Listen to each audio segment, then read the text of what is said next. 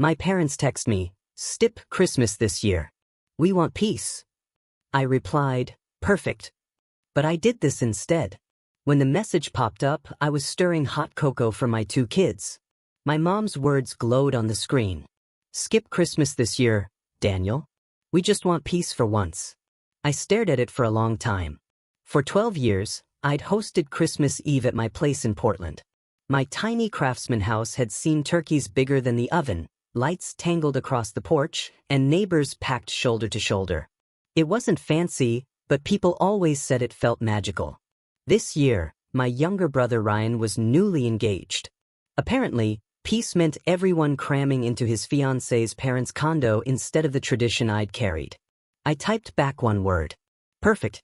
My phone buzzed again instantly. "Don't be dramatic, Danny. You know how intense you get. Emily wants something simple this year." Intense. That's what they always called me.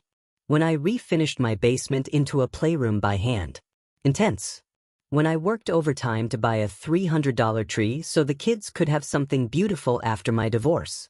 Intense. But while they dismissed me, I'd been quietly planning something else.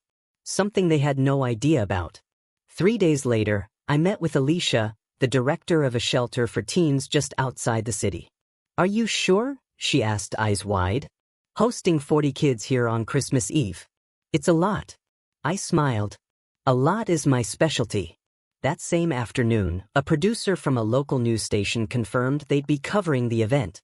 Word had spread after I partnered with restaurants who donated trays of food worth more than $5,000. Meanwhile, my parents kept texting, "So, what are your plans, Daniel? Are you traveling? Don't be stubborn. It's just 1 year at Ryan's." I let the phone go dark. By December 20th, my little house had transformed. Every room had a theme. The living room became a snow forest with paper McOwls perched in branches.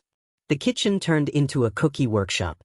Upstairs, I set up donated gifts, hoodies, headphones, even a few used iPhones, each wrapped with a name tag. Alicia dropped by with a clipboard. "You're really doing this," she whispered, almost teary. "Doing what my family wouldn't," I replied. On Christmas Eve, snow dusted the street right as the kids arrived in 2 vans. The moment they walked in, their jaws dropped. One boy pointed at the ceiling lights and said, "It looks like the movies." My stomach knotted with nerves, but when they started laughing, decorating cookies, tearing into board games, I felt something loosen inside me.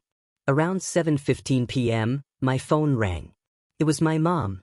I almost ignored it, but answered. "Danny, what is going on?" "There's an article. Local dad creates Christmas wonderland for homeless teens." "Is this you?" "Yes, Mom," I said evenly, watching a girl in a red hoodie hang an ornament she'd made.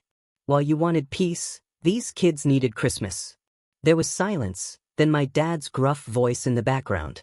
"Son, your brother's upset. People online are talking about you, not him and Emily." I laughed bitterly. "Tell him not everything is about attention. Some of us do this because it matters."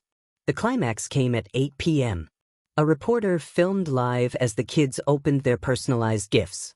One boy named Jordan unwrapped a guitar and immediately started strumming. Another girl clutched a winter coat like it was treasure. My hand shook as I took it in. For once, my intensity had meaning.